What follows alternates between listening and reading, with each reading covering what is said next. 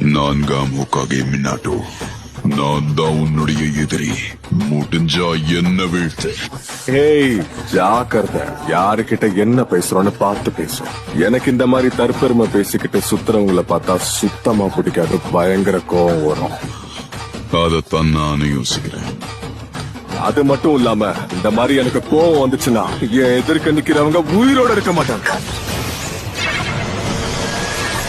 கஷ்டப்படாத NATO, என்கிட்ட அந்த ஜிட்சு வேலை செய்ய. யார் இன்னொருத்தரை விட ரொம்ப வேகமா தாக்குறாங்களோ அவங்க தான் இதுல ஜெயிப்பாங்க.